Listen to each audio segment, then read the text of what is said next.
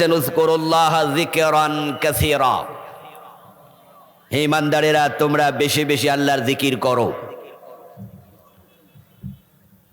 কয়েক মর্তবা জিকির করিয়ে তাসবিহ পড়িয়ে মূলত আমি আপনাদেরকে এই সবকটা দিতে চাই, যে এই পাঠ দিতে চাই, এই অভ্যাসটা আমরা নিয়মিত করতে চাই। আল্লাহ তুমি তৌফিক দাও। বাংলাদেশের মানুষ প্রান্তিকতা কেন জানি একটু বেশি পছন্দ করে, অথচ ইসলাম প্রান্তিকতা অপছন্দ করে। ইসলাম হচ্ছে দ্বীন আল মুতাদিল, দ্বীন আল মুতাওয়াসসিত। ইসলাম হচ্ছে বাইনাল ইফরাতি ওয়াত তাফরিত। ইসলাম হচ্ছে সিরাতে মুস্তাকিম, এটা মাঝামাঝি থাকবে। আমাদেরকে আল্লাহ বানিয়েছেন ওয়া কাযালিকা জাআলনাকুম উম্মাতান ওয়াসাতা, কিন্তু আমরা সাইডে চলে যাই, আমরা প্রান্তিকতায় অসংখ্য বিষয়ে। জিকিরও ঠিক তাই। একদল লোক যারা সকাল সন্ধ্যায় অধিক পরিমাণে জিকির করে, কিন্তু তারা জেহাদের ওয়াজ কম করে, একামতে দ্বীনের কথা একটু কম বলে। আর একদল লোক জেহাদ এবং একামতে দ্বীনের ওয়াজ বেশি করে, কিন্তু তারা আবার জিকির কম করে। অথচ আল্লাহর কোরআনের মাঝে জিকিরের কথা যেমন আছে, কোরআনে জেহাদের কথা আছে না নাই? জেহাদের কথা যেমন আছে, জিকিরের কথা আছে না নাই? তো দুটাই যদি কোরআনে থাকে, আমরা প্রান্তিকতায় যাব কেন? নবীজির সাহাবীদের মাঝে আমরা দেখতে পাই দুটির সমন্বয়। ওনারা দিনের বেলায় তলোয়ার হাতে নিয়ে জিহাদের ময়দানে ঝাঁপিয়ে পড়তেন, আবার রাতের আধারে তাহাজ্জুদের বিছানায় দাঁড়িয়ে আল্লাহ তাআলার সম্মুখে লম্বা সেজদায় অবনত হয়ে চোখের পানি দিয়ে জায়নামাজ সিক্ত করতেন। নবীজির অভ্যাস ছিল তিনি সর্বক্ষণ আল্লাহর জিকিরে রত থাকতেন। কানান নবিয়্যু সাল্লাল্লাহু আলাইহি ওয়াসাল্লাম ইয়াযকুরুল্লাহ আলা কুল্লি আহিয়ানিহি। মা আয়েশা সিদ্দিকা বলেছেন, নবীজির অভ্যাস ছিল তিনি সারাক্ষণ জিকির করতেন। চুপ করে বসে থাকার চেয়ে জিকির করা অনেক ভালো। অপ্রয়োজনীয় কথা বলার চেয়ে চুপ করে থাকা অনেক ভালো। চুপ থাকার চেয়ে জিকির ভালো, অপ্রয়োজনীয় কথার চেয়ে চুপ থাকা ভালো। চুপ করে থাকলে কোনো সওয়াব হয় না, কিন্তু অপ্রয়োজনীয় কথা বললে গুনাহ হয়। চুপ করে থাকলে গুনাহ থেকে বাঁচা যায়। আবার চুপ না থেকে জিকির করলে, একবার আল্লাহ শব্দ উচ্চারণ করলে কমপক্ষে 50টা নেকি হয়। কয় নেকি? আল্লাহ শব্দের মাঝে অক্ষর আছে 5টা, আর আল্লাহ কোরআন মাজিদের শব্দ। এজন্য কোরআনের প্রতি অক্ষরে কমপক্ষে 10 নেকি। তাহলে 5টা অক্ষরে 5 10 50। এভাবে যদি আপনি জিকির করেন, তাহলে আপনার আমল নামায় এত বেশি পরিমাণ নেকি হবে। নবীজি সাল্লাল্লাহু আলাইহি সাল্লাম বলেছেন, জিকিরের মাধ্যমে আল্লাহর বান্দা এত বেশি পরিমাণ জান্নাতে প্রবেশ করবে, অন্য কোনো আমলের মাধ্যমে এত বেশি সংখ্যক জান্নাতে প্রবেশ করবে না। নবীজি সাল্লাল্লাহু আলাইহি সাল্লাম আরো বলেছেন, যে ব্যক্তি তার জিহ্বাকে আল্লাহর জিকির দিয়ে ভিজিয়ে রাখবে, সেই লোকটি হাসতে হাসতে আল্লাহর জান্নাতে প্রবেশ করবে। এজন্য আমরা সকাল সন্ধ্যায় বেশি বেশি জিকির করতে চাই। রাজি আছেন?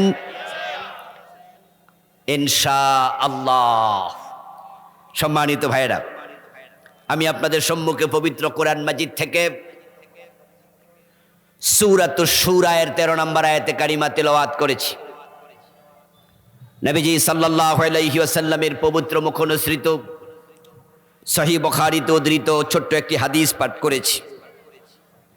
আল্লাহ তাআলা তৌফিক দান করলে এখান থেকে কিছু কথা বলবো ইনশাআল্লাহ। সূরাতুশ শূরা এর 13 নম্বর আয়াতে কারিমার মেসেজ হচ্ছে, আল্লাহ তাআলা পৃথিবীতে যত নবী এসেছেন সকলকে যে দায়িত্ব প্রদান করেছেন, ওই একই দায়িত্ব প্রদান করেছেন উম্মতে মুহাম্মাদীকে। সে দায়িত্ব কি? এটাই হলো সূরাতুশ শূরার 13 নম্বর আয়াতে কারিমার মেসেজ। আমরা সকলে জানি পবিত্র কোরআন মাজিদ হচ্ছে জিকির। এটা হলো আমাদের জন্য নসিহত।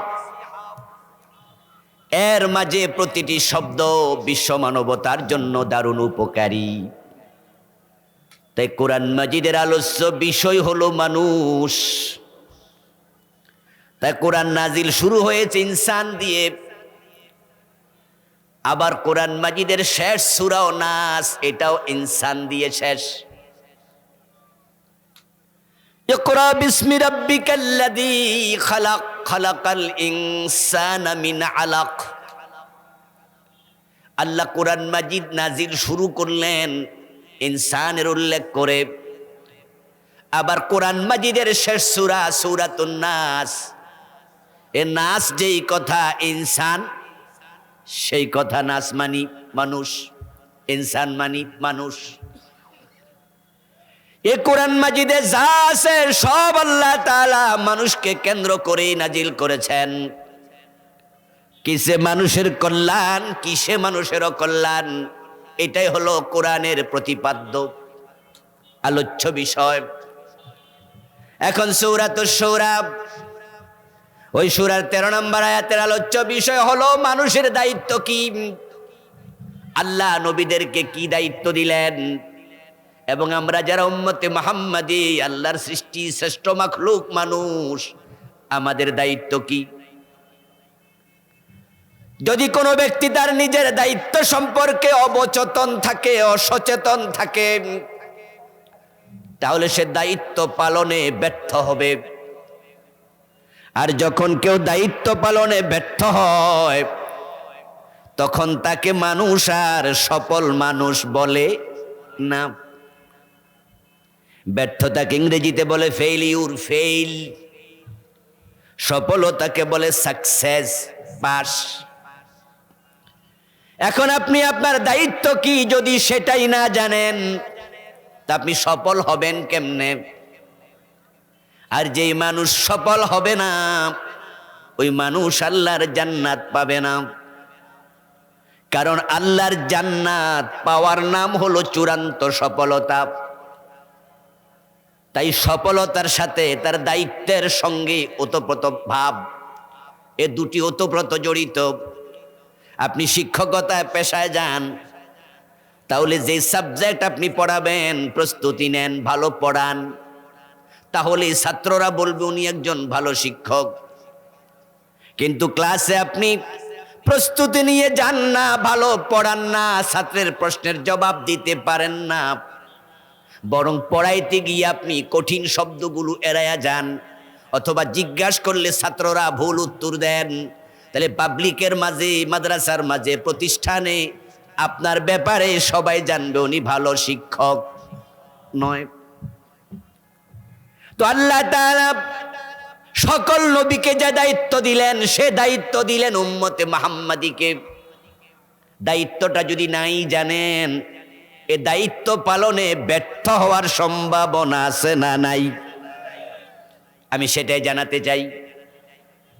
শারা'a লাকুম মিনাদ-দীন, আল্লাহ বলে, তিনি আল্লাহ তোমাদের জন্য এমন একটি বিধিবদ্ধ জীবন ব্যবস্থা প্রণয়ন করলেন, মা ওয়াসা বিহি নূহা, যে বিষয়ে তিনি নূহ নবীকে অর্ডার করেছেন, আদেশ করেছেন, ওসিয়ত করেছেন, নসিহা করেছেন। নূহকে দিয়ে শুরু।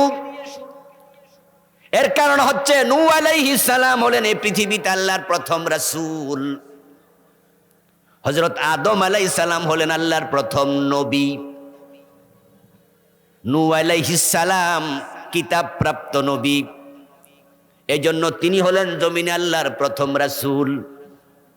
উনাকে বলা হয় নবী শারঈ, উনি শরীয়ত প্রাপ্ত নবী।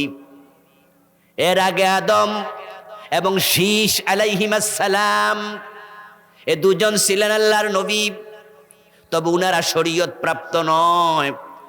এজন্য তাদেরকে, হযরত আদমকে বলা হয় নবিয়ুজ জেরাই, তিনি হলেন নবিয়ে জেরাই।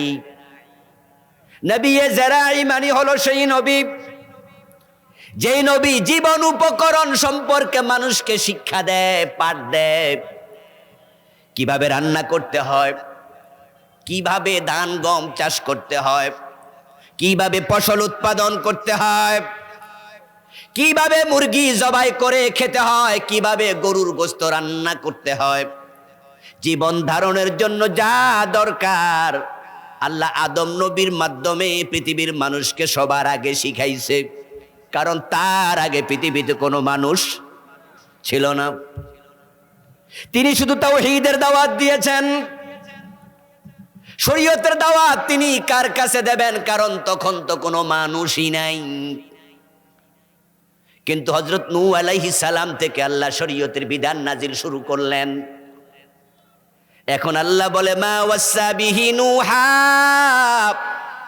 যে দায়িত্ব আমি নূহকে দিয়েছি, ওয়াল্লাযী আওহাইনা ইলাইক, ও প্রিয় নবী মুহাম্মদ, ঠিক একই দায়িত্বের ব্যাপারে আমি আপনার কাছে ওহী নাজিল করছি।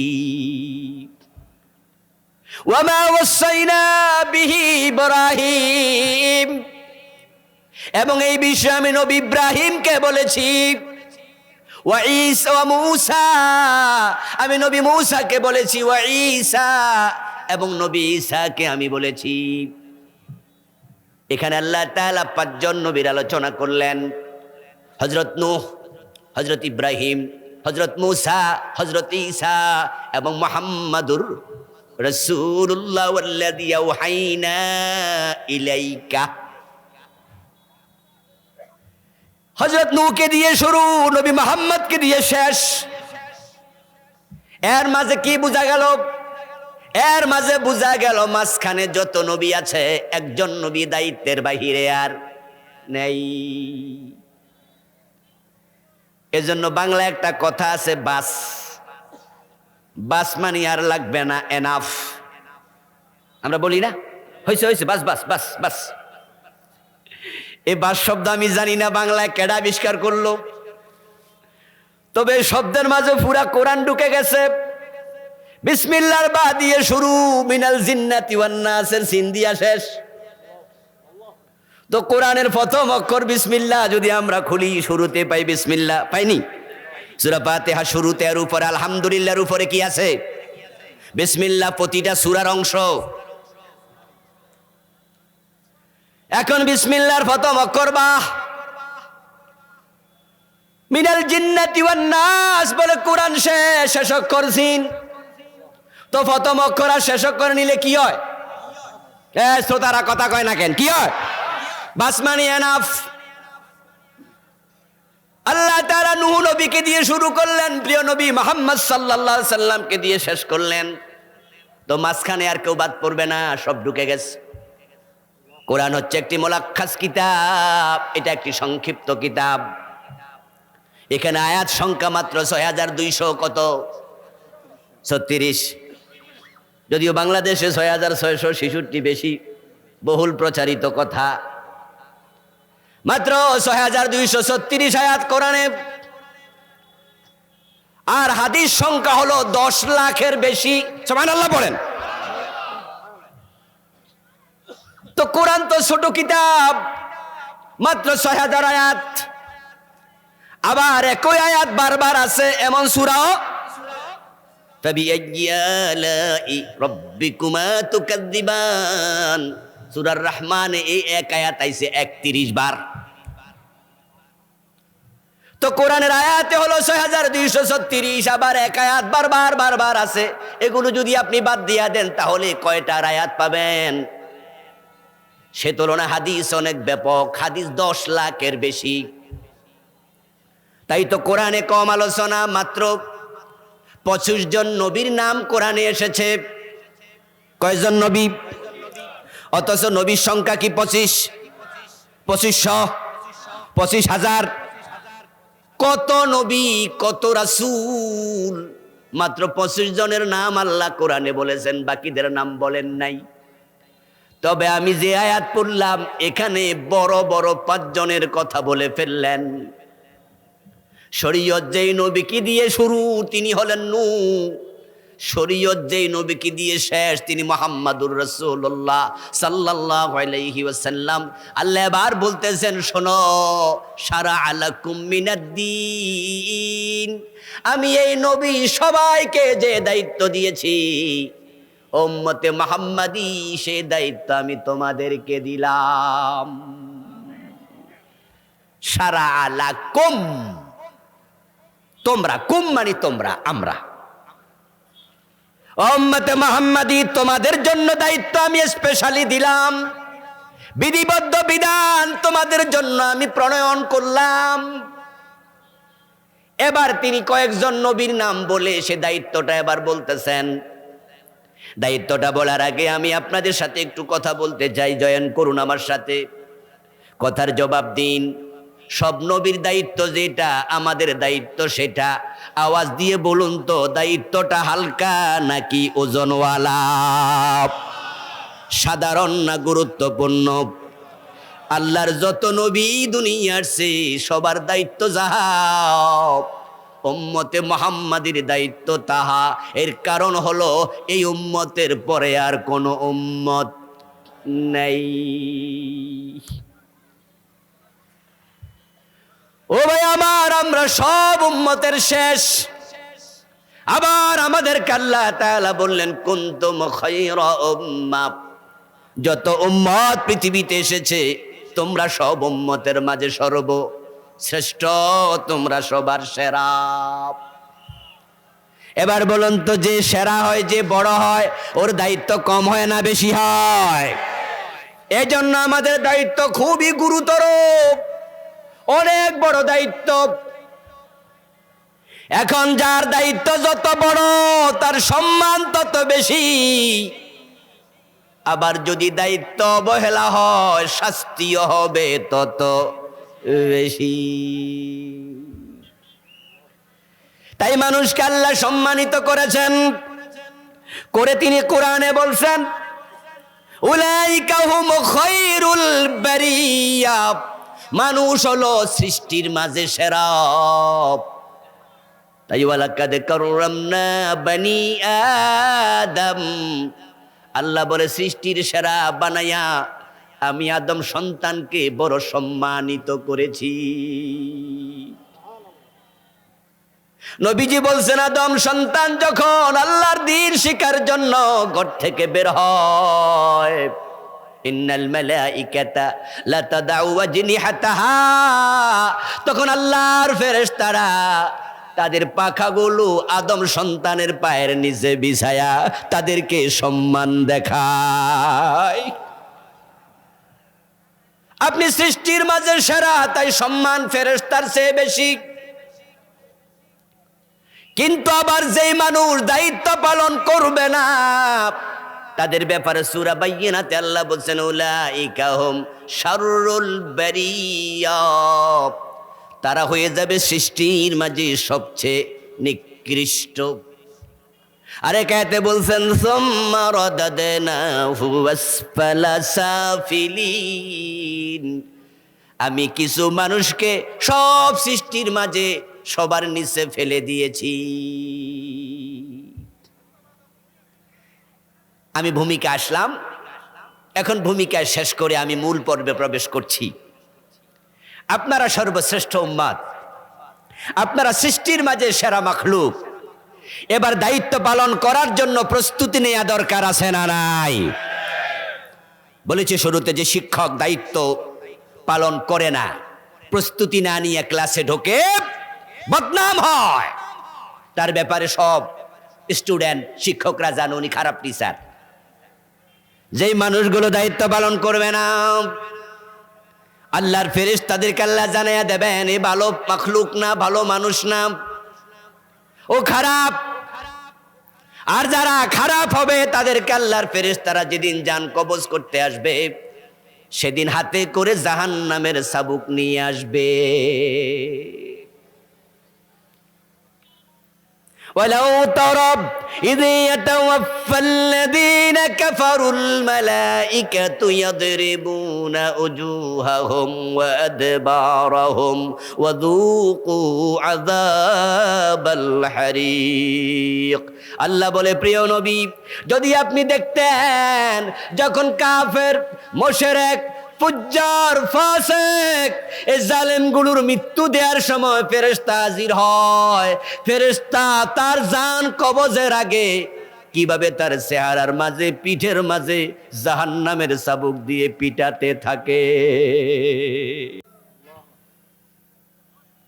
ইয়াদরিবুনা উজুহাহুম, চেহারার মাঝে পিটায়, ওয়াদবারাহুম, এবং পিঠের মাঝে পিটাতে থাকে, তারপর জান কবজ করবে। এবার আল্লাহর দেয়া দায়িত্ব, এটাকে হালকা ভাবে নিলে উপায় নেই। এখন দায়িত্বটা কি? আনাকিমুদ্দিন ওয়ালা তাতাফাররাকু ফি। দায়িত্বটা হলো আমার জমিনে আমার দিন কায়েম করো। কথাটা কার? জোরে বলুন না কার? দিন কায়েম করার জন্য বলেছেন কে? আকিমুস সালাহ, আকিমুদ্দিন। একই কোরআনের আয়াত, একই কোরআনের আয়াত। এই বাংলাদেশের সব আলেম, সব পীর সাহেব, সব বক্তা, সব খতিব, সব শিক্ষক, ওলামায়ে কেরাম, তারা নামাজের ওয়াজ করে, সবাই ওয়াজ করে। কারণ আল্লাহ বলছে আকিমুস সালাত, এই ওয়াজ সবাই করলো। এখন আকিমুদ্দিন, এই দায়িত্ব আল্লাহ সব নবীকে দিছে। কত ভূমিকা দিয়া তারপরে আল্লাহ আয়াতের এই অংশটা বলে। এর আগে বলতেছে মুসার কথা, ঈসার কথা, ঈসার কথা, ইব্রাহিমের কথা, মুহাম্মাদের কথা, নূহের কথা। এগুলো ভূমিকা দিয়া তারপরে দায়িত্বটা বলে আল্লাহ বুঝায় এটা ছোট মোটো দায়িত্ব নয়। আরে রোজার কথা কোরআনে আছে, কুতিবা আলাইকুমুস সিয়াম কামা কুতিবা আলাল্লাযীনা মিন ক্বাবলিকুম। এই মাইকল আওয়াজ বাড়াও, মিয়া কানে আসবে তো আওয়াজ।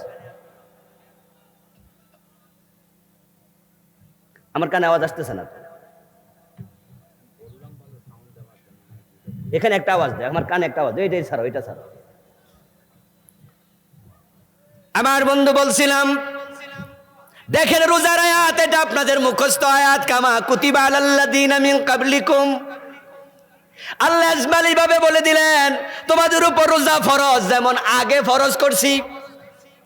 ওখানে নবী ঈসা, নবী মুসা, নবী হারুন, নবী সুলাইমান, নবী দাউদ, কোন নবীর নাম বলছে? কথা বলে না কেন? বলছে।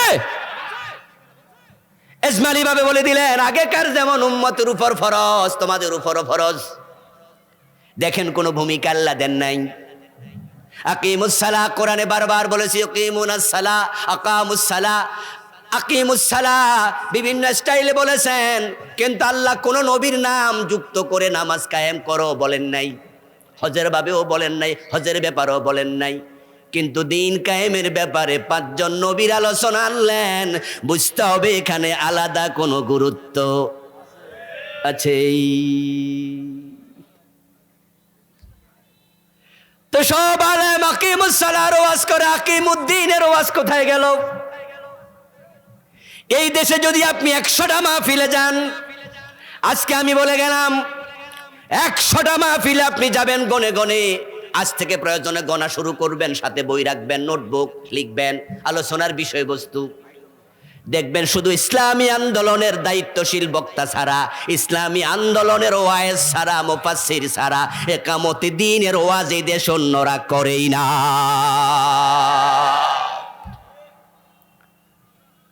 অন্য সব বুজুর্গ, সব আলেম নামাজের ওয়াজ করে, রোজার ওয়াজ করে, হজের ওয়াজ করে, জিহাদের আপনার যাকাতের ওয়াজ করে, পর্দার ওয়াজ করে, হালাল হারামের ওয়াজ করে।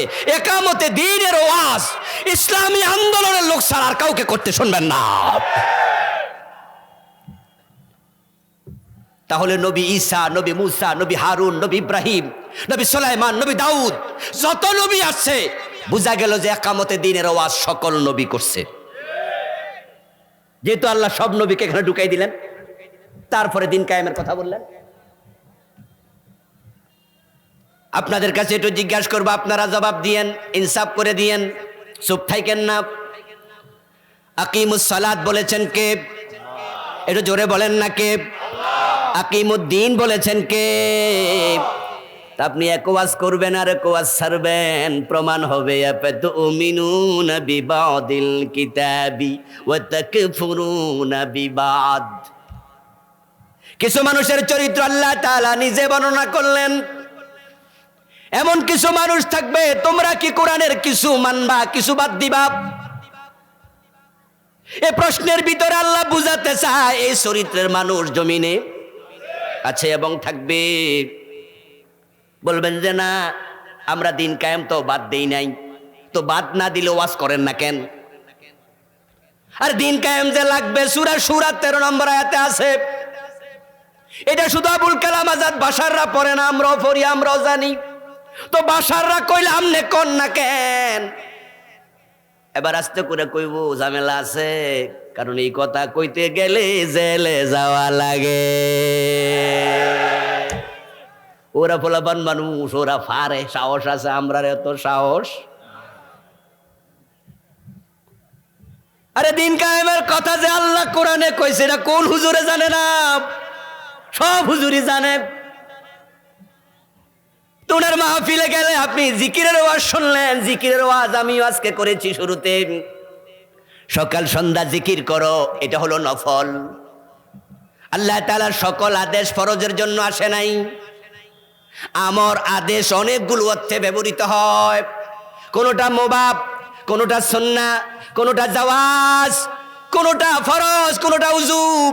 এক একটা আমর এক এক অর্থে এসেছে।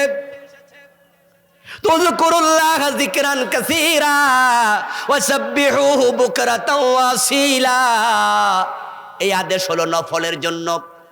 আপনি সকাল 100 বার জিকির করলেন, সন্ধ্যাবেলা 200 বার করলেন, আরেকদিন সকালে জিকিরই করেন নাই, কোনো গুনাহ হবে নাকি? এটা নফল। কিন্তু দিন কায়েম করো, এই আদেশ নফলের জন্য আসে নাই, এটা ফরজ আদেশ। এটা মান্য না করলে আল্লাহর কাছে জবাব দেয়া লাগবে। আল্লাহ তাআলা সব নবীকে দিন কায়েমের দায়িত্ব কেন দিলেন? এই উত্তর আমরা জানব। দিন কায়েম কি, সে উত্তরও আমরা সংক্ষেপে জানবো, সময় যদিও কম। তার আগে জানতে চাই দিনটা কি, যেটা কায়েম করতে আল্লাহ বললেন। এই দায়িত্ব সব নবীকে দিলেন, উম্মতে মুহাম্মাদীকে আবার স্পেশাল স্মরণ করাইলেন। সেগুলো কি? 1 নাম্বার, দিন কি? দিন মানে হলো ইসলাম। ইন্নাদ-দীনা ইনদাল্লাহিল ইসলাম।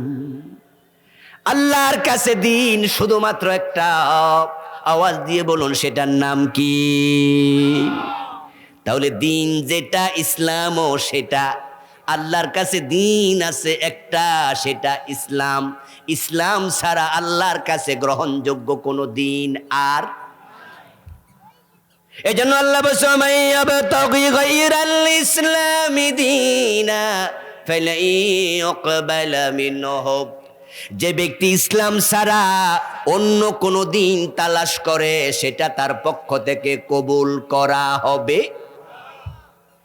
তো দিন মানে ইসলাম। তাহলে এবার শব্দটা দিন শব্দের জায়গায় ঢুকাইয়া দেন। আন্নাকিমুদ্দিন আয় আন আকিমুল ইসলাম। আল্লাহ বলে, আমি দায়িত্ব দিলাম জমিনে ইসলাম কায়েম করো। এখন ইসলাম মানে শুধু তাওহীদ, লা ইলাহা ইল্লাল্লাহ, এই কথা কইলে ইসলাম শেষ। ইসলামের মাঝে নামাজ নাই, আওয়াজ দেন, কথা বলেন, রোজা নাই, হজ নাই, যাকাত নাই, চোর ধরে হাত কাটা ইসলামে নাই, ডাকাত ধরে শুলে দেয়া ইসলামে নাই, জেনা করলে 100 বেত লাগানো ইসলামে আছে না নাই? মদ খাইলে 80 বেত লাগানোর কথা ইসলামে আছে না নাই? জমিন যার আইন চলবে শুধু তার আল্লাহর কোরআনে আছে না নাই?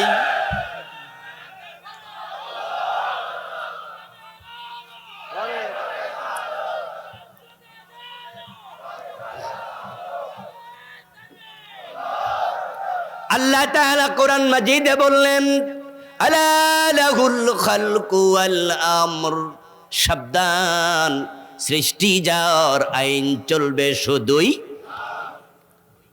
আল্লাহ তাআলা বললেন ইনিল হুকমু ইল্লা লিল্লাহ, আল্লাহ ছাড়া কারো হুকুম কারো আইন চলবে। আপনাদের কাছে এবার একটু জানবো, জোরে বলেন তো জমিন কার? আরো জোরে। আইন চলবে কার? 54 বছরে আল্লাহর আইন কয়দিন চলছে? তো আল্লাহর আইন ছাড়া কারো আইন চলবে না, এটা কি ইসলামের আদেশ নয়? এই যে জমিন আল্লাহর আইন নাই, এটা কি পীর সাহেব হুজুররা দেখে না? এটা কি মাহফিলের বক্তারা দেখে না? এটা কি 3.5 লাখ মসজিদের খতিব দেখে না? এইটা কি ফাজল দাখিল আলেম মাদ্রাসার মুহাদ্দিস মুফতি মুদাররিসরা দেখে না? তো দিন কায়েমের দায়িত্ব আল্লাহ দিল, তুমি বক্তা হইয়া ওয়াজ করলা, দিন কায়েমের ওয়াজ করলা না। তুমি খতিব হইয়া জুমা পড়াইলা, জুমার দিন কায়েমের কথা বললাই না। তুমি বড় পীর সাহেব, লাখ লাখ মুরিদ আছে, তাদেরকে দিন কায়েমের জন্য তালিম দিলা না। তাহলে দিন কায়েম করা দূরের কথা, দিন কায়েমে তোমার কোনো ভূমিকাই নেই, তোমার কোনো ভূমিকাই নাই। ও দোস্ত, যে দায়িত্ব সব নবী পালন করলো, ওখানে তোমার ভূমিকা নাই। তাহলে তুমি নবীর ওয়ারিস এই দাবি করা একবারে ভণ্ডামি ছাড়া কিছু না। তুমি নবীর ওয়ারিস যদি হতে, তাহলে তো দিন কায়েমের কথা 1 নম্বরে বলতাম। আরে ভাই, বাস শব্দের ভিতরে যেমন পুরা কোরআন ঢুকে গেছে, দিন শব্দের ভিতরে পুরা ইসলাম ঢুকে গেছে। দিন কায়েমের ওয়াজ যদি কেউ করে, নামাজের ওয়াজ আর আলাদা করা লাগে না।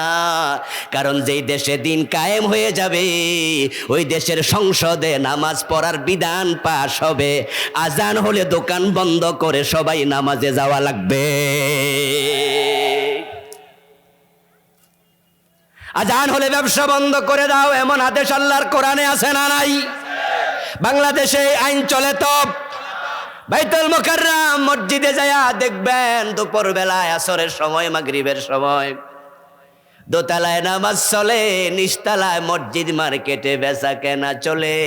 মসজিদ মার্কেটটাও বন্ধ করার সাহস মসজিদ কমিটির নেই। অথচ নবীজি কে বললেন? নবীজি সাল্লাল্লাহু আলাইহি ওয়াসাল্লাম বলেছেন, আমার মনে চায় আজানের পর কোনো একজনকে আমার জায়গায় ইমামতিতে দাঁড় করাইয়াও একদল যুবক সাথে নিয়ে আমি মহল্লায় চলে যাই। যারা মসজিদে আসে নাই, তাদের ঘর বাড়িতে আমি আগুন লাগাই। তো নামাজ যদি তুমি চাও সমাজে নামাজ কায়েম হোক, তাহলে নামাজের ওয়াজের সে দিন কায়েমের ওয়াজ বেশি করা দরকার। কারণ হলো, এই 54 বছর বাংলাদেশের বয়স, তাবলিগ জামাত কি নামাজের ওয়াজ করে নাই? কথা বলুন না প্লিজ। তাবলিগ কি নামাজের ওয়াজ করে না? আমাদের পীর সাহেব হুজুররা নামাজের ওয়াজ করে না? আমরা বক্তারা নামাজের কথা বলি না? 3.5 লাখ মসজিদের খতিবরা নামাজের ওয়াজ করে না? তো মসজিদ কোথায় ভর্তি হলো? ফজরের টাইমে তো মসজিদ খালি।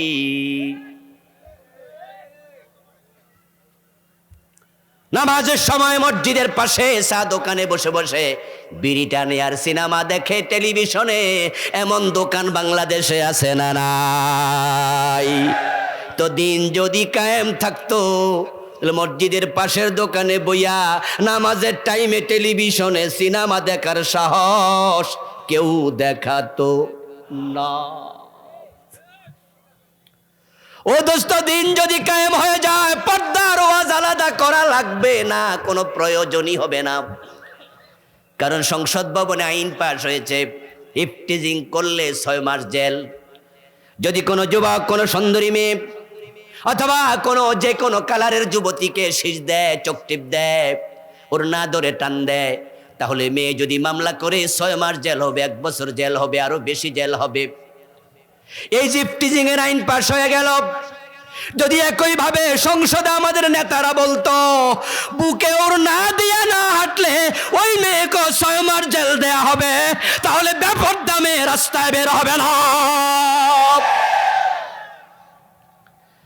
আর যদি মেয়েরা বেপরদায় বের না হয়, ইফটিজিং এর আইনে লাগবে না, কারণ বেপরদা বন্ধ হলে ইফটিজিং নিজে নিজে বন্ধ হয়ে যাবে। আমরা সকল মেয়েকে বোরকা পড়তে বাধ্য করব না। ইসলাম সব মেয়েকে বোরকা পড়তে বলবে না। হিন্দু আছে, বৌদ্ধ আছে, খ্রিস্টান আছে, আমরা হিন্দু মেয়েদেরকে বলবো বোরকা পরো, নেকাব পরো না, কিন্তু আমরা তাদেরকে অশালীন পোশাক পরতে দেব না, শালীন পোশাক পরতে বাধ্য করা হবে। আপনারা যারা হজ করতে গেছেন, ওমরা করতে গেছেন, এই রমাদানও তো আসতেছে, আমরা অনেকে ওমরায় যাবো ইনশাআল্লাহ। গেলে দেখবেন যে বেলুচিস্তানি, পাকিস্তানি কিছু মহিলা আছে যারা হজ করতে এসে বোরকা পরে না। ইন্ডিয়ান কিছু এলাকার মুসলিম মেয়েরা আছে যারা সৌদি আরবে হজে আসছে, আল্লাহর ঘরে তারা তাওয়াফ করতেছে, বোরকা নাই, কিন্তু শালীন পোশাক আছে। ওরা 3 পিস পরছে এবং তাদের ওড়না দিয়া মাথাটা ঢাকতেছে, ওড়নার একটা অংশ দিয়া বুক ঢেকেছে। ইন্দোনেশিয়ান কিছু আছে, সৌদি সরকার ওদেরকে বোরকা পড়তে বাধ্য করে না, বলে না তোমাদেরকে হজের ভিসা দেব না, বলে না হারামে যাও না, আউট। ইসলাম বোরকার কথা বলেনি, পর্দার কথা বলেছে, ঠিক কিনা? তবে হ্যাঁ, বোরকা কেন পরে, এটা পর্দার ক্ষেত্রে সবচেয়ে বেশি উপযোগী। এখন হুজুররা তো পর্দার ওয়াজ করলো, এই 54 বছর পীর সাহেব হুজুররা বললো সিনেমা দেখো না, নাটক দেখো না। সিনেমার বিরুদ্ধে, পর্দার বিরুদ্ধে আপনার ওয়াজ হলো, পর্দার পক্ষে বেপর্দার বিরুদ্ধে ওয়াজ হলো। আওয়াজ দিয়ে বলুন তো, সিনেমা কি কমছে? বেপর্দা বেহায়াপনা কি কমেছে? ও দোস্ত, দিন যদি কায়েম হয়ে যায়, আমাদের এমপিরা সংসদে একটা বার না বললে আইন হয়, হ্যাঁ বললে আইন হয়ে যায়। একটু আওয়াজ করে বলেন তো, তারা যদি আইন করে দেয় বেপর্দা চলা যাবে না, অশালীন পোশাক পরা যাবে না, তাহলে কি সমাজের মানুষ, সমাজের বেপর্দা নারীরা পর্দা করতে বাধ্য হবে না? আরে ভাই, এই যে বাল্ব জ্বলছে, তো আপনাদের ঘরেও বাল্ব জ্বলে। আচ্ছা, আপনি যদি মনে করেন যে ঘুমানোর সময় আপনার বাল্বটা জ্বলন্ত থাকলে ঘুমে ডিস্টার্ব হয়, তাহলে বাল্বটা কি করা লাগবে? কথা বলে না কেন ভাইরা, কি করা লাগবে? বাল্বটা নিবাইতে হবে, এই তো কথা। আচ্ছা, নিবানোর জন্য কিন্তু পন্থা অনেক আছে। একটা আছে থাপ্পড় দিয়া ভেঙে লাইবেন, লাঠি লইয়া বাড়ি দেবেন, আর একটা আছে সুইচে টিপ দেবেন। কোনটা হওয়া উচিত? এখন এই দেশে বেপর্দা বেহায়াপনা বন্ধ হোক, আমরা সবাই চাই, আমরা ওয়াজও করি, কিন্তু কোন ওয়েতে সহজে বন্ধ করা যায় ওটা ভেবে দেখা দরকার আছে না নাই? ওয়াজ তো 54 বছর করছেন, বেপর্দা মাইয়া তো আরো বাড়ছে। ঢাকা শহরে আমরা যারা থাকি, আমরা তো জ্বলন্ত কড়াইয়ের উপরে থাকি। বাড়িদারা, ধানমন্ডি, গুলশান, বনানী যারা বসবাস করে, ওরা তো চোখ হাতে নিয়ে হাঁটতে হবে। চোখের জায়গায় থাকলে উপায় নাই। ডানে বেপর্দা নারী, বামে বেপর্দা নারী, সামনে বেপর্দা নারী, পিছনে বেপর্দা নারী, যাবে কোথায় যাওয়ার জায়গা নাই। নিচের দিকে তাকাই হাঁটলে গাড়ি চাপা দেবে, উপরের দিকে তাকাইলে 3 তালার ছাদে আরেকজন দেখবে।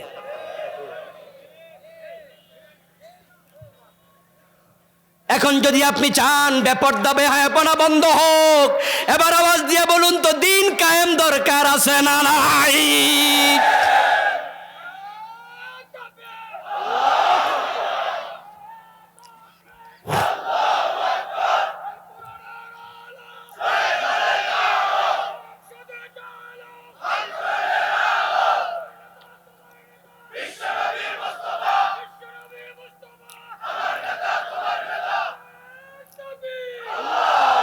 আমার প্রিয় ভাইয়েরা, কিছু কিছু আলেম বলতে চান যে দিন মানে শুধু লা ইলাহা ইল্লাল্লাহ, তাওহীদ। দিন কায়েম মানি তাওহীদ কায়েম করো, তাহলে বোঝা গেল কালেমা পড়ার পরে নামাজ না পড়লেও চলে, ঠিক না? মানে উনাদের ব্যাখ্যা হলো দিন মানে তাওহীদ।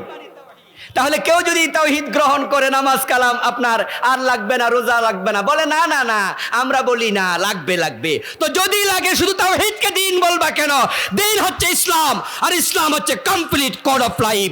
আপনি থাকবেন যেখানে, ইসলাম থাকবে সেখানে। আমার সামনে আজকে হাজার হাজার মানুষ, আলহামদুলিল্লাহ। বলুন তো আওয়াজ করে, আমরা এখানে মদের পক্ষে কেউ আছি? আমরা মাদকের পক্ষে কেউ আছি?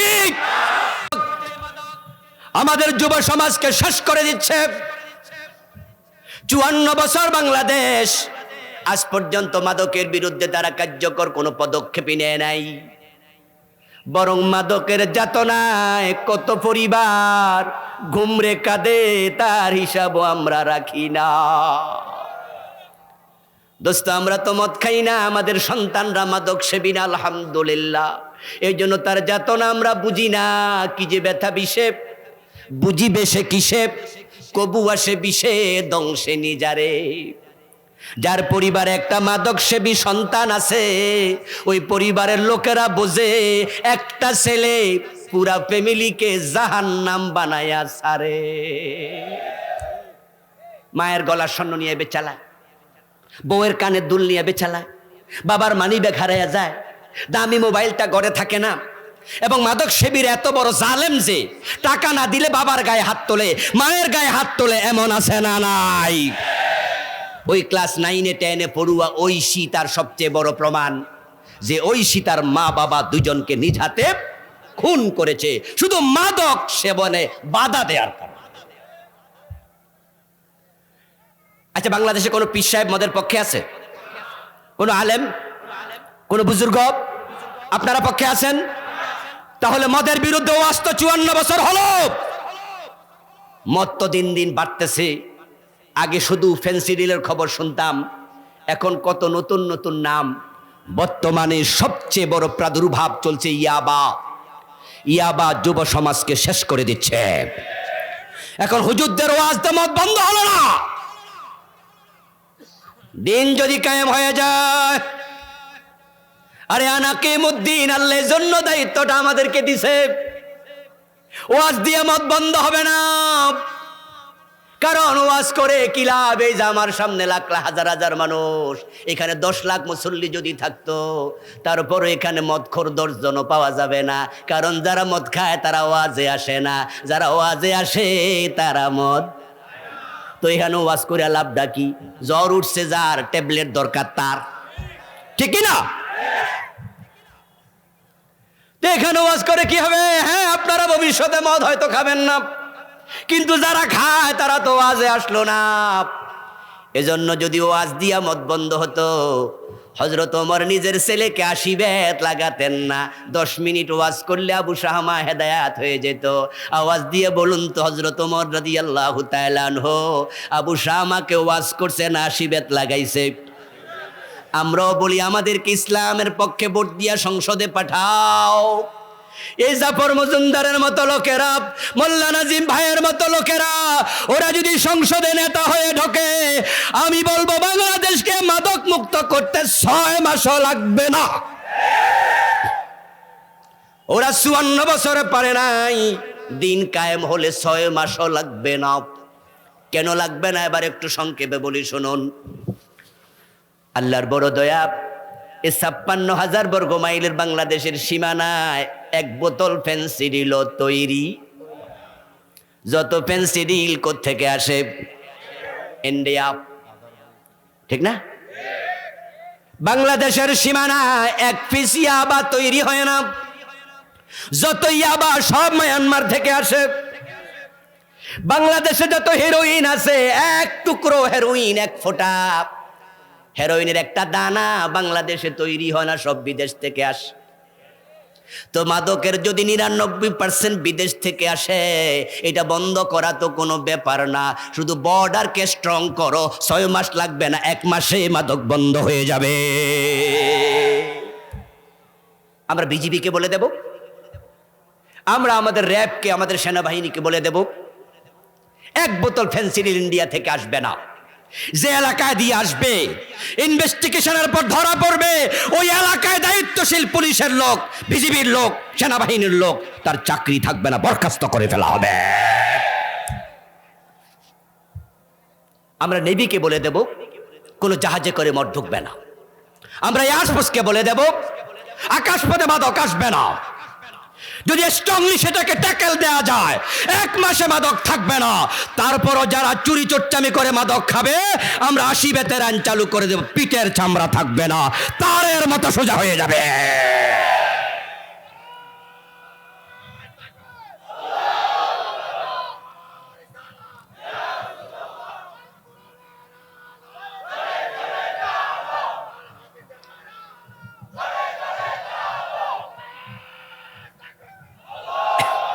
আমার প্রিয় ভাইয়েরা, মাদক বন্ধ করার জন্য দিন কায়েম দরকার আছে না নাই?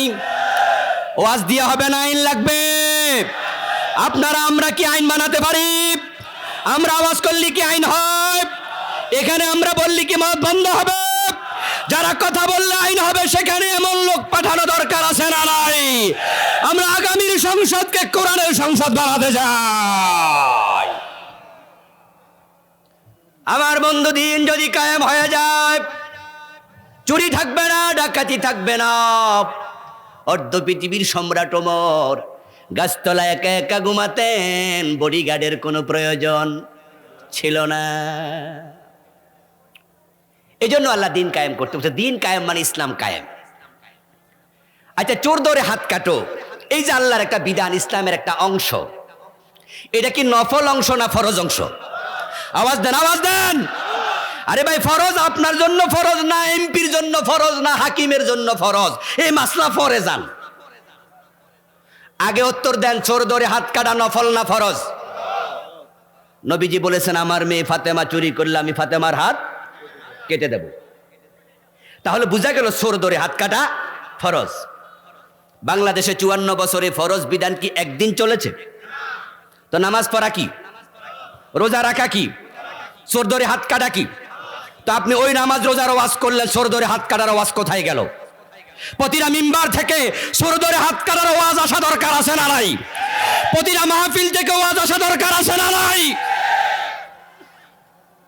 কিছু কিছু লোক কি কয় জানেননি? আমি ওই দিন দেখলাম ফেসবুকে, আমাদের বাংলাদেশের এক বড় আলেম, কুষ্টিয়া বিশ্ববিদ্যালয়, তিনি প্রফেসর, উনি বলতেছে, আরে ইসলামী হুকুমত এগুলো আমাদের কাজ না।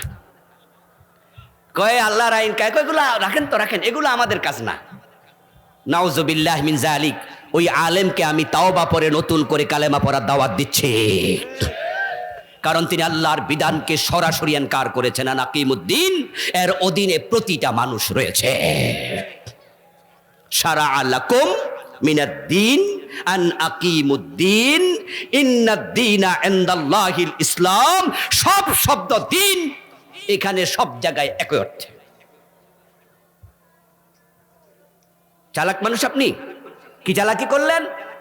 আপনি ব্যাখ্যা দেবেন যে হুজুর, চোর ধরে হাত কাটা এটা ইসলামের ফৌজদারি আইন, এটা তো ব্যক্তি করবে না। ইসলামের ফৌজদারি আইন তো ব্যক্তির কাজ না, এটা তো রাষ্ট্রের কাজ। ও তাই বুঝি? রাষ্ট্রের আইন কে কায়েম করে, কে বিচার করে? জজ সাহেব বিচার করে। আচ্ছা বলুন তো, আমাদের যদি এখানে কোনো চোর ধরা পড়ে, আমরা থানায় দেই, থানা দেবে আবার কোর্টে, তখন সে আসবে কুমিল্লার জজ কোর্টে। জজ সাহেব কি চোর ধরে হাত কাটার বিধান দিতে পারবেন? আচ্ছা, আপনি বললেন আপনার কাজ না, তো কার কাজ? কইরা জজের কাজ, হাকিমের কাজ চোর ধরে হাত কাটা। হাকিম বলবে ভাই এটা আমার কাজ না, কেন? কইরা আইনের বইতে নাই। এই কথা হাকিম বলবে না? হাকিম বলবে বাংলাদেশের ফৌজদারি দণ্ডবিধিতে হাত কাটার কথা নাই, এজন্য এটা আমার কাজ না। তো কার কাজ? হাকিম এবার বলবে এটা হচ্ছে যারা আইন বানায় তাদের কাজ। তো আইন বানায় কারা? এমপিরা। কথা বলেন না কেন? আইন বানায় কারা? ওরা হা বললেও আইন, কথা বলেন না বললেও। এবার বলুন তো, যে এমপিরা আইন বানায়, আপনি বললেন আমার কাজ না, হাকিম বলে আমার কাজ না, এবার এমপি বানানোর কাজ আপনার দায়িত্বে আছে না নাই? তো এমন এমপি কেন বানান যে বেটা নিজে চোর? এমন এমপি 54 বছর কেন বানাচ্ছেন যে এমপি আল্লাহর আইনের পক্ষে কথা বলে না? যে আইন চোর ধরে হাত কাটে না, এজন্য দায়িত্ব আপনি এড়াতে পারবেন না। তাই এমপি বানানোর সময় ভালো লোকদেরকে নেতা বানানোর দায়িত্ব আছে। এটাই একামতে দ্বীনের অংশ, ফাঁকিবাজি করার সুযোগ নাই। সুযোগ আসতেছে সামনে। 54 বছর পরে আমরা আবার সুযোগ পেয়েছি, আবহ তৈরি হয়েছে।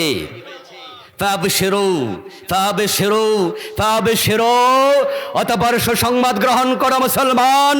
আল্লাহর পক্ষ থেকে কিছু সিমটম আল্লাহ দেখিয়েছেন, সুসংবাদ কিছুটা এসে গিয়েছে। ইংরেজি প্রবাদ আছে, মর্নিং শোজ দ্য ডে, প্রত্যুষ দিবসের প্রতিচ্ছবি। সকালবেলার সূর্য দেখলে অনুমান করা যায় আজকে দিনটা কেমন যাবে, মেঘলা যাবে নাকি ফরফুরা দিন যাবে। যক্ষর নির্বাচন, চক্ষর নির্বাচন, রক্ষর নির্বাচন, যক্ষর নির্বাচন, 5টা বিশ্ববিদ্যালয়। সর্বশেষ গত পরশুদিন আবার প্রমাণ হয়েছে বাংলাদেশে ইসলাম আসতেছে, কেউ ঠেকাতে পারবে না।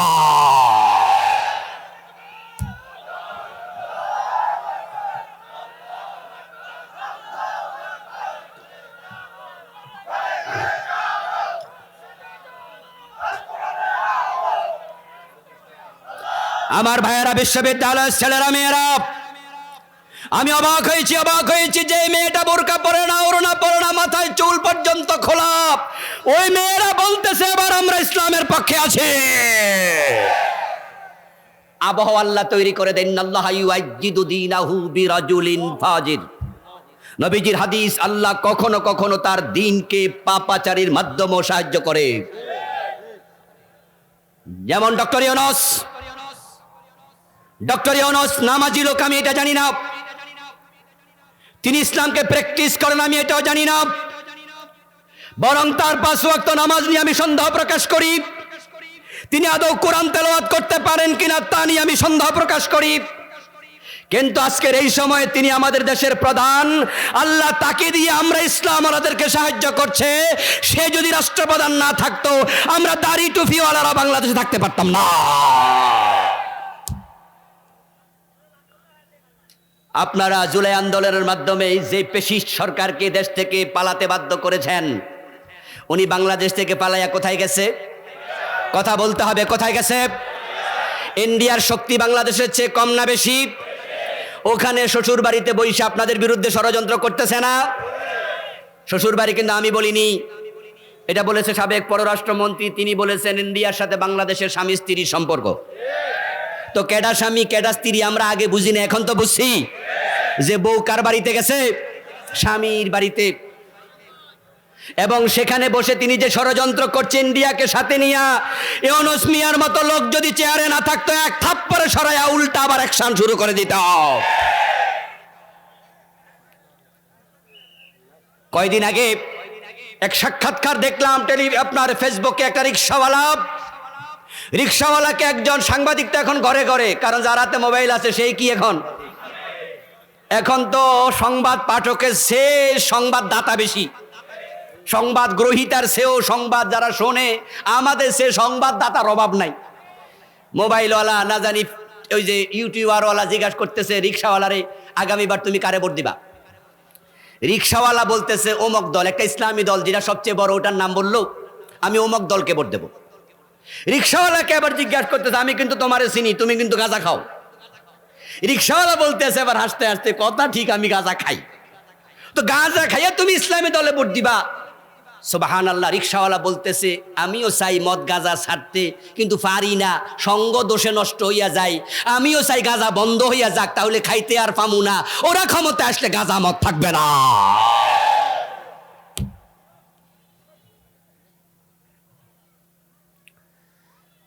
আল্লাহ তাআলা বাংলাদেশের দিকে নেক নজর দিয়েছেন। সর্বশেষ যক্ষর নির্বাচন তার প্রমাণ। ইসলাম আসতেছে, ঠেকাতে পারবা না। আমিও বলছি যদি আমরা ঐক্যবদ্ধ থাকতে পারি তবেই। কিন্তু মাঝে মাঝে জালের নিচে মাছ পড়ার পরেও মাছ ছুটে যায়, এমন ঘটনাও। আমরা যারা গ্রামের মানুষ, আমিও তো আপনার চৌদ্দগ্রাম, আমি আপনাদের পাশের থানার মানুষ, আমরা আজকে সব বক্তাই দেখতেছি কুমিল্লার, 2-1 জন ছাড়া। আমরা যখন জাল মাইরা পুকুরে মাছ ধরছি তখন দেখেছি যে যেই মাছটা বড় এটা গুতা মারে জালেরে, ঠিক না? ওই গুতা বুঝছে আমরা বুঝি এটা ফুটি মাছ না, গুতার ধরনে কইতাছি এটা একটা বড় মাছ। তো জাল টানলে যদি নরমালি বেরিয়ে যায়, এজন্য মাঝে মাঝে আমরা নিজেরা পুকুরে নেমে যাই, কই জালের জায়গায় জাল থাক, এমনি রাইক্কা ধর। তারপরে জালের ভিতর থেকে মাছ ধরছে মোটামুটি 3.5 কেজি 4 কেজি ওজন, এত বড় রুই মাছ। কি খুশি, দইরা হাতে লইয়া যারা পারে খাড়া রয়েছে ওরারে দেখাইতে গেছে আর ঠুস করে গেছে গা, লাগছে নি ফেস। আচ্ছা এমন ঘটনা ঘটে না? 5টা নির্বাচন বলছে, বিশ্ববিদ্যালয় নির্বাচন বুঝতে হবে যে ঢাকা বিশ্ববিদ্যালয়ের ছাত্ররা দেশ চালায়, তারা ডিসি হয়, তারা এসপি হয়, তারা টিওনো হয়, তারা সচিব হয়। ওরা বড় বড় বিশ্ববিদ্যালয়ের পোলাপানগুলো বলছে আমরা ইসলামের পক্ষে, আমরা মাথা তুলে দাঁড়াতে পারলে কেউ ঠেকাতে পারবে না।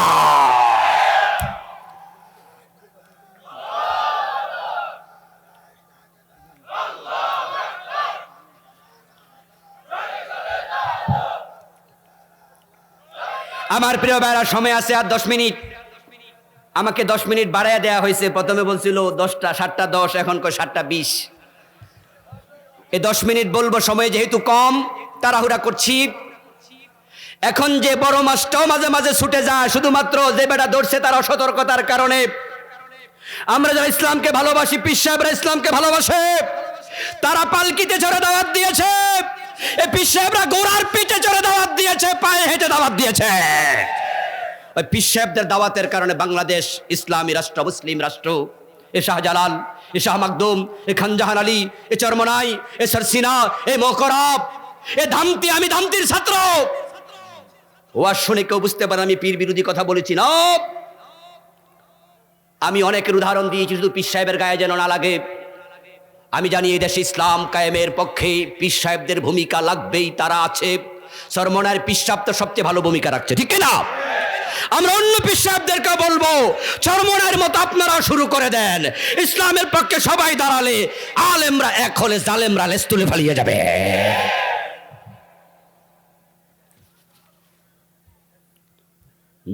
কয়দিন আগে জগন্নাথ বিশ্ববিদ্যালয়ে দেখেছেন যে একটা মেয়ে নারে তাকবীর স্লোগান দিয়েছে, আরেক দল লোক তার হাত থেকে মাইক কেড়ে নিয়েছে।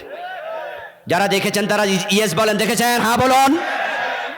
যারা নারে তাকবীর পছন্দ করে না, আল্লাহর ধ্বনি সহ্য করে না, ওদেরকে বিশ্বাস করা যাবে না, যাবে না, যাবে না। ওরা আপনাদের আলেমদের সাথে মিশতেছে, মিশা কইতাছে টুপি মাথার দিয়া যে আমরা ইসলামের পক্ষে। এগুলো ধোঁকাবাজি করছে, ওদের বিশ্বাস করা যাবে না। আমাদেরকে যদি বিশ্বাস করাইতে হয়, যারা তাকবীরওয়ালা মেয়ে শান্তা আমার বোন যে জকসুতে জিতেছে, আরে তারা তাকবীর ধ্বনিকে ছোট করতে চেয়েছে, আমার আল্লাহ সেখানে তাকবীর ধ্বনি উচ্চকিত করে দিয়েছে।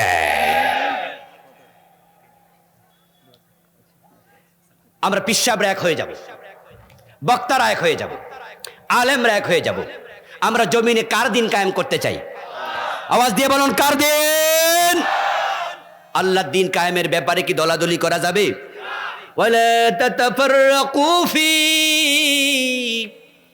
আল্লাহ বলল দিন কায়েম করো, এবং দিন কায়েমের ব্যাপারে কোনো মতভেদ করিও না।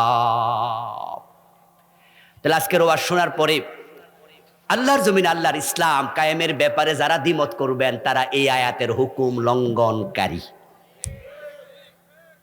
এবার আল্লাহ তাআলা পরের অংশে বলছে, কাবুরা আলাল মুশরিকিন মা তাদউহুম ইলাইহি। ও নবী, আপনি যে দিন কায়েমের পক্ষে দাওয়াত দিচ্ছেন, তোমরা দাওয়াত দেবে, যারা মুশরিক তাদের কাছে দাওয়াতটা ভালো লাগবে না। কথাটা কার? জোরে বলুন না, কার? কাবুরা আলাল মুশরিকিন মা তাদউহুম ইলাইহি। তোমরা যে দিন কায়েমের কথা বলছো, যারা মুশরিক, যাদের অন্তরে শিরিক আছে, এটা তাদের কাছে পছন্দনীয় নয়।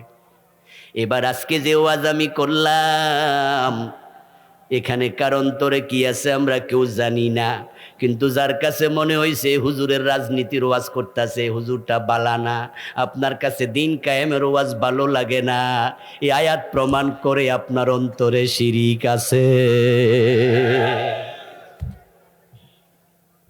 এই আয়াত বলছে আপনি শিরিকওয়ালা।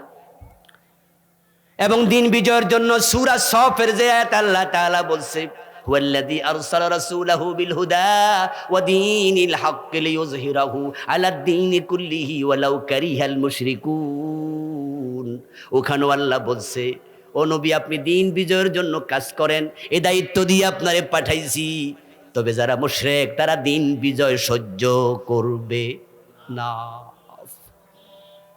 এবার আমি একটু কথা বলে শেষ করতে চাই, সেটা হচ্ছে এই কাজটা আল্লাহ তাআলা সকল নবীকে কেন দিলেন? এর কারণ হচ্ছে নবীরা হচ্ছে দ্বীনের প্রবর্তনকারী, আল্লাহ হচ্ছে শারে হাকিকি, আম্বিয়া আলাইহিমুস সালাম শারে মাজাজি। এবং এই কাজটা খুব কঠিন, তাই আল্লাহ নবীদেরকে দিয়েছে আগে, উম্মতকে বুঝায় যে নবীদেরকে মানব। এবার আপনারা বলুন তো যে 5 জন নবীর নাম এখানে আছে, এই 5 জন নবী আরামে ছিলেন না দুঃখে ছিলেন? নূহের দিকে তাকান, মাইর খাইতে খাইতে ভূত হয়ে যেত, অস্থির হয়ে যেত। নূহ শব্দের অর্থ কি? কান্না করা, রোদন করা। তাফসীরে পাওয়া যায় উনার নাম ছিল আব্দুল গফফার, কিন্তু উনাকে এত বেশি আঘাত করা হয়েছে, মারা হয়েছে, উনি রাস্তায় দাঁড়ায় দাঁড়ায় কাঁদতো, সারাদিন শুধু কাঁদতো। সকালে মারতো, দুপুরে মারতো, বিকালে মারতো। এই কান্নার কারণে মানুষ উনারে কয় উনি কান্নাকারী ব্যক্তি, শুধু কান্দে। ইব্রাহিমের দিকে তাকান, অগ্নিকুণ্ডে ফেলা হয়েছে। মূসা আলাইহিস সালামের দিকে তাকান, দেশ থেকে তাড়িয়ে দেওয়া হয়েছে। ঈসা আলাইহিস সালামের দিকে তাকান, পরিবেষ্টিত অবস্থায় শত্রুদের আসমানে তুলে নিতে হয়েছে। নবী মুহাম্মদের দিকে তাকান, প্রিয় নবীর দাঁত ভেঙে দিয়েছে। আমার রাসূলকে 3 বছর জেলে রেখেছে। আমার রাসূল সাল্লাল্লাহু আলাইহি ওয়াসাল্লামের উপরে কত জুলুম দেশ থেকে বাধ্য করেছে। এবার আওয়াজ দিয়ে বলুন তো, দিন কায়েম করা সহজ না কঠিন? এজন্য নবীজি বলছে আসাদ্দুন নাসে বালাআন আল আম্বিয়া সুম্মাল আমসালু ফাল আমসাল। এই জমিনে যত বিপদ মুসিবত এসেছে, সবচেয়ে বিপদ মুসিবত নবীদের উপর আসছে বেশি। তারপরে নবীদের পথে যারা চলবে তাদের উপর বিপদ আসবে। এখন নবীদের পথে কে আছে এটা বিপদ আপদ প্রমাণ করে। নবীরা জেলে গিয়েছে, নবীদেরকে হত্যা করা হয়েছে, নবীদেরকে শুলে চড়ানো হয়েছে। আজকেও যারা হক কথা বলে, দিন কায়েমের কথা বলে, তাদেরকেও জালেমরা জেলে দিছে, তাদেরকে শহীদ করেছে। আল্লামা সাঈদীর কি অপরাধ? কোন কারণ ওনাকে 13 বছর জেলে থাকতে হলো? যারা ওনাকে জেলে দিয়েছে তারাও জানে সাঈদী দর্শনকারী না, সাঈদী যুদ্ধাপরাধী না। যে রায় দিয়েছে বিচারক, সেও জানে উনি বিচারে যাকে রায় দেয়া হচ্ছে ওই দেলু সুদ্দার আল্লামা সাঈদী এক ব্যক্তি না। অপরাধ দিন কায়েমের কথা বলা। এবার বলুন তো, নবীরা যে মাইর খাইছে দিন কায়েমের পথ থেকে সরে গেছে? চুপ থেকেছে? আমরাও তাই করবো, আমরাও সরে যাব না। দিন কায়েম হওয়া পর্যন্ত মাথা তুলে দাঁড়িয়ে থাকব। তারা আমাদেরকে ফাঁসি দেবে, আমরা ফাঁসির রশিকে বরণ করে নেব। রশি শেষ হয়ে যাবে, আমাদের কল্লা শেষ হবে না। এই পথে চললে তারা গুলি করবে, আমরা বুক পেতে গুলি গ্রহণ করব। তাদের গুলি শেষ হয়ে যাবে, আমাদের বুক শেষ হবে না। কাতিলুহুম হাত্তা লা তাকুনা ফিতনাহ ওয়া ইয়াকুনাদ-দীনু কুল্লুহু লিল্লাহ। ইনশাআল্লাহ আমরা মাথা তুলে দাঁড়ালেই ফাতহু নাসরুম মিনাল্লাহি ওয়া ফাতহুন করিব, যে একটা সম্ভাবনা দেখা দিয়েছে, হয়তো আমরা কিছুদিন পরে দেখব বাংলাদেশ ইসলামী প্রজাতন্ত্রের রূপ লাভ করেছে। আল্লাহ তোমার এই বাংলার জমিনে তোমার দিন কায়েমের জন্য আমাদের সকল মুসলিমকে ঐক্যবদ্ধ হওয়ার তৌফিক দাও। চিৎকার দিয়ে বলেন আমিন। হাযা মা ইনদি ওয়াল ইলমু ইনদাল্লাহ আলাইহি তাওয়াক্কালতু ওয়া ইলাইহি উনীব। ধন্যবাদ দিচ্ছি সবচেয়ে বেশি আমার ভাই মোল্লা নাজিমউদ্দিনকে। বক্তারা এরকম বৈশা বৈশা বক্তৃতা শোনে, এটা খুব দেখা যায় না। আসর থেকে নাকি ভাই উজ্জীবিত করছে, বক্তৃতা শুনছে না, মূলত আমাদেরকে উৎসাহিত করছে। আল্লাহ আমার ভাইকে তুমি নেক হায়াত দারাজ করো, বলেন আমিন। জাফর ভাইকে ধন্যবাদ দিচ্ছি চমৎকার আয়োজনের জন্য। উনার বাবার জন্য দোয়া করছি, এমন একটি হীরকখণ্ড সন্তান উনার ঘরে জন্ম নিয়েছে। আল্লাহ হুজুরকেও নেক হায়াত দারাজ করুন। প্রিয় ভাইয়েরা, আমার লিখা 9টা বই আছে।